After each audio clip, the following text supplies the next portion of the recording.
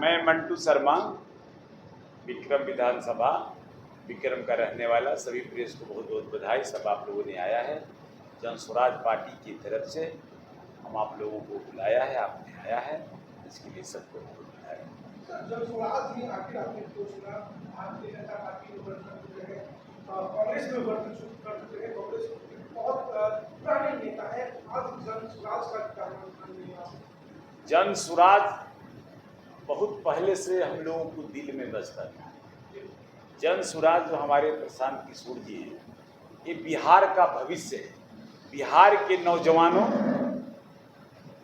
इनके अंदर एक नई ऊर्जा देखने का काम किया।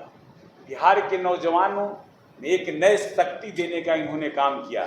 हर समुदाय के लोगों को अपने साथ जोड़कर एक नए तरीके से, नए बिहार, जो बदलाव की बात हो रहा है, जो करप्शन से लिप्त बिहार, करप्शन से लिप्त ये सभी पार्टी के नेता जो परिवेश आज का देख रहे हैं आप लोग, इसलिए जो भी अच्छा काम करने वाला लोग होगा इस प्रदेश में, इस प्रदेश के हर गांव कस्बे में रहने वाला लोग, वो अगर आज कहीं भी पॉलिटिकल पार्टी में काम करेगा तो हमारे जन स्वराज पार्टी में ही काम करेगा, हमारे प्रशांत किशोर जी के साथ ही काम करेगा। सर, अभी आपने बताया कि जन स्वराज बहुत पहले से दिल्ली में बसा था, तो क्या जन स्वराज में बसते हुए कांग्रेस में केवल एक फॉर्मेलिटी था? कांग्रेस में फॉर्मेलिटी तो बीच में रहा ही है, नो डाउट। इसमें सही बात कहने में आदमी को कहीं गुरेज नहीं करना चाहिए। ये फैक्ट था कि एक फॉर्मेलिटी था, लेकिन जो वर्तमान खास करके विक्रम विधानसभा का परिवेश था, विक्रम के लीडर का जो परिवेश था, उसके हिसाब से कभी कभी परिस्थिति ऐसे बनती है पॉलिटिकल लोगों का कि बिना मन का भी कहीं काम करना पड़ता है। आखिर वजह क्या रही जन स्वराज?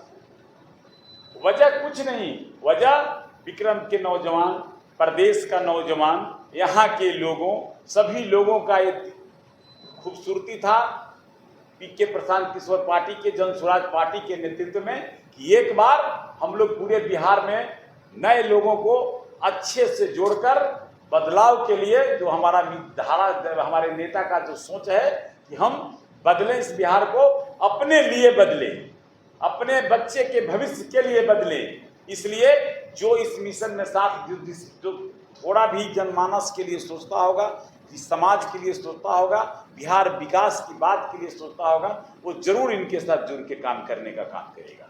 डॉक्टर अशोक चौधरी जो है प्रशांत किशोर पे 100 करोड़ का मानहानि का मामला दर्ज कराया है। अरे अशोक चौधरी की बात क्या करना, अशोक चौधरी को मैं 30-40 साल से जानता हूँ। 30-40 साल से जब हमारा ये स्टूडेंट लाइफ का था तब मैं जानता हूँ, और अशोक चौधरी के साथ मैं कांग्रेस पार्टी में काम भी किया है। अशोक चौधरी जैसे लोगों को ने ही इस प्रदेश को बर्बाद कर रख देने का काम किया। अशोक चौधरी आज शुरू अगर किया है, क्यों शुरू किया है? करप्शन से लिप्त राजनीति ही है अशोक चौधरी जी का। स्टार्ट करेंगे हम, इतिहास बताना अगर करेंगे तो ऐसा ऐसा बात बताएंगे। मैं करीब रह के देखा हूँ, कांग्रेस पार्टी में उनकी अध्यक्षता में काम करके देखा हूँ। अगर इतिहास बताना शुरू करेंगे तो पब्लिक उनको पूरे बिहार में घूमने का काम नहीं करेगा। हम तो अभी चिंतित हैं। अजब एक सोच लग रहा है कि इतना अच्छा मुख्यमंत्री जिसका नेतृत्व बिहार में नीतीश कुमार जी का, और ऐसे करप्शन से लिप्त लीडर को अभी तक वो कैसे एक्सेप्ट कर रखे हैं, ये बात हमारी समझ में नहीं आ रही है। अब तक तो बर्खास्त करके उस आदमी को उनको हटा देना चाहिए था।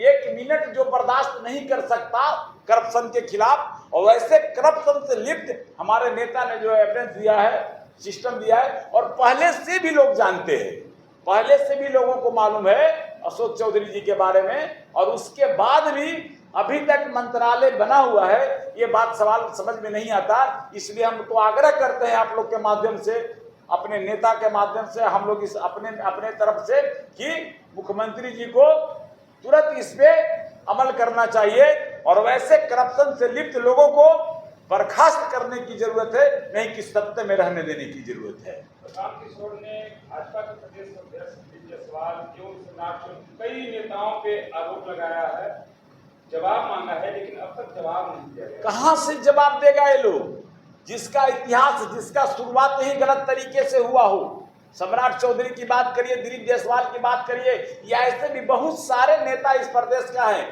जब तक ये सफाया नहीं होगा ऐसे दुर्दशा, ऐसे लोगों को जब तक सफाया नहीं किया जाएगा प्रदेश में, ये प्रदेश कभी खुशहाल नहीं हो सकता। न यहाँ के नौजवान खुशहाल हो सकते, न यहाँ के किसान खुशहाल हो सकते, न यहाँ का मजदूर खुशहाल हो सकते। इसलिए कि उन लोगों को सिर्फ अपने से मतलब है, अपने परिवार से मतलब है, किसी दूसरे से उन लोगों को कोई मतलब नहीं है।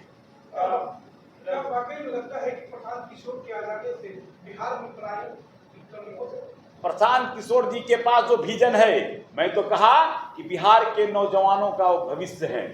अगर वो उससे नेता के साथ इस प्रदेश का नौजवान अगर जात पात में बढ़ता है, जातीय बंधन को तोड़कर अगर वैसे नेता के साथ नहीं रहता है, तो प्रशांत किशोर जी का नहीं, इस बिहार के नौजवानों का दुर्भाग्य है, इस बिहार के भविष्य का दुर्भाग्य है, इस बिहार के विकास के कड़ी में बढ़ने का दुर्भाग्य होगा अगर यहाँ के नौजवान सर्व जाति के लोग। इसलिए कि आप सब किसी पार्टी की बात करो, कोई हिंदुत्व की बात करता, कोई मुस्लिम की बात करता, कोई तुष्टीकरण की बात करता, कोई सांप्रदायिक की बात करता, कोई, लेकिन हमारा ये पार्टी जन स्वराज पार्टी सर्व समाज की बात करता, समरसता की बात करता, समतामूलक समाज के निर्माण की जो सोच था उसका बात करता, और जातीय बंधन को कभी हम लोगों ने एक्सेप्ट नहीं किया। प्रशांत किशोर का एक मुहिम है बिहार में शिक्षा को बढ़ावा देने की। आपके भी 2-3 स्कूल चलते हैं, तो विक्रम विधानसभा के जो अनाथ बच्चे, गरीब बच्चे हैं, उनके लिए क्या सेवा? मैं तो विक्रम में नारा ही दिया है, ये हमारा ही आवाज उठाया हुआ था कि विक्रम का बेटा ही विक्रम का नेतृत्व करे, बाहर वाले विक्रम का नेतृत्व नहीं करे। और ये नारा नहीं, आप न्यूज के माध्यम से फ्लैश कर दो। मैं तो जनता से सभी को कह रखा है कि आप विक्रम से जुटो, और एजुकेशन पे हमने तो आपको आते पहले भी बताया है, लोगों से कल से भाषण में भी शुरू किया है कि पूरे स्कूल यहाँ के गरीबों के लिए फ्री रहेगा, किसी का कोई एक शुल्क नहीं रहेगा। इसलिए कि हमारा नेता का ये सोच है कि गरीबी दूर तभी हो सकता जब वो गरीब के घर में शिक्षा जाने का काम होगा। हमारा चुनाव चिन्ह भी वही है, देख सकते हैं, हमारा चुनाव चिन्ह भी वही है। इसलिए हम विक्रम विधानसभा के, पर मेरा घर यहाँ है तो मैं स्टार्ट तो यहीं से करूंगा, फिर आगे भी बढ़ेंगे, मनेर भी जाएंगे, पालीगंज भी जाएंगे, यहाँ से करेंगे। लेकिन विक्रम विधानसभा के लोगों से आग्रह है कि जात पात के बंधन को तोड़िए और शिक्षा के लिए अपने बच्चे को निःशुल्क शिक्षा हम लोग देने का काम करेंगे असेंबली चुनाव के बाद।